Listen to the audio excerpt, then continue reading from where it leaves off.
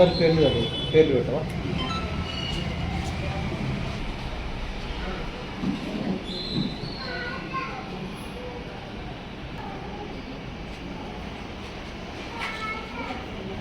రెండు బిల్డింగ్లు కబ్జా లొకేషన్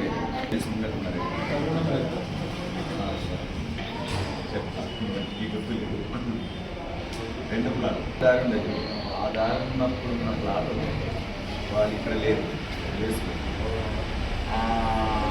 ఈ రోడ్ వైండింగ్ లేదు. బహుజనులందరికీ సర్వాయి పాపన్న గారి జయంతి సందర్భంగా శుభాకాంక్షలు తెలియజేసుకుంటూ, సిరిసిల్ల నియోజకవర్గంలో కాంగ్రెస్ ప్రభుత్వం అధికారంలోకి వచ్చిన తర్వాత ఈ నియోజకవర్గంలో ఒక 2-3 వేల ఎకరాలు గత ప్రభుత్వం ఏదైతే బీఆర్ఎస్ పార్టీ వారి అనుయాయులకు రాసిచ్చింది, వాటన్నింటినీ బయటికి తీస్తున్నాం మేము.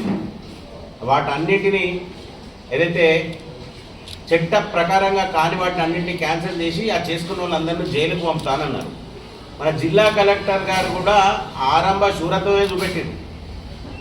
ఏదో చిన్న చితక వ్యక్తులను 4-5 రికవరీ పెట్టి జైలుకు పంపారు తప్ప ఇందున్న పెద్ద పెద్ద వ్యక్తులు ఎవరైతే ఉన్నారో వాళ్ళని ఏం చేయలేకపోతాను. ఈరోజు బలహీన వర్గాలకు ఇద్దామంటే భూమి లేకుండా అయిపోయింది. కాంగ్రెస్ పార్టీ నాయకులేమో 2000 ఎకరాలు 3000 ఎకరాలు వీళ్ళు కబ్జా చేసిర్రు, వాళ్ళందరినీ రికవరీ పెడతామని చెప్పి కాంగ్రెస్ వాళ్ళు అంటారు. కలెక్టర్ గారు ఇప్పటి వరకు అసలు ఎన్ని ఎకరాలు కబ్జాకు గురైంది, అసైన్డ్ ల్యాండ్, మరి ఎంత రికవరీ చేసిండ్రు, ఎంతమంది పైన చట్టపరమైన కేసు పెట్టిండ్రు అన్న విషయాన్ని ఇంతవరకు పరిపాలనాధికారి అయిన కలెక్టర్ గారు ప్రజలకు వివరించలేదు. మరి ఏం జరుగుతుంది ఇక్కడ అన్నది తెలుసుకోవాల్సిన అవసరం ఉన్నది. మేము భారతీయ జనతా పార్టీ నుండి డిమాండ్ చేస్తున్నాం, ఎన్ని ఎకరాలు కబ్జాకు గురైంది, మరి ఎంత రికవరీ చేసిండ్రో కలెక్టర్ గారు చెప్పాలి. మరి జిల్లా కలెక్టర్ గారు ఏమైనా లోపాయికారి ఒప్పందం చేసుకున్నారా బీఆర్ఎస్ పార్టీ నాయకులతో? మరి గౌరవ శాసనసభ్యులతో ఏమైనా లోపాయికారి ఒప్పందం చేసుకున్నారా? చిన్న చిన్న వ్యక్తులనే తప్ప బడా బడా లీడర్లు ఎవరైతే కబ్జాకు గురి చేసుకొని అసైన్డ్ భూములు అసైన్మెంట్ కమిటీకి సంబంధం లేకుండా అధికారుల మీద ఒత్తిడి తెచ్చి ఎవరైతే కబ్జాలు చేసుకొని పాస్బుక్లు పొంది అనుభవిస్తున్నారో వాళ్ళందరినీ చిట్టా బయటికి తీయాలా. ఒకరికి ఒక న్యాయం, ఇంకొకరికి ఒక న్యాయం అన్నట్టు కాకుండా ప్రతి ఒక్క వ్యక్తికి చట్టపరంగా శిక్ష అనుభవించే విధంగా.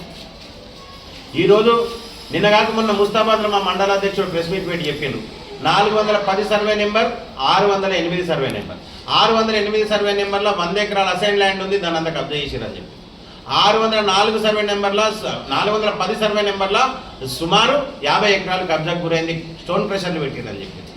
దాని మీద ఎంక్వైరీ లేదు.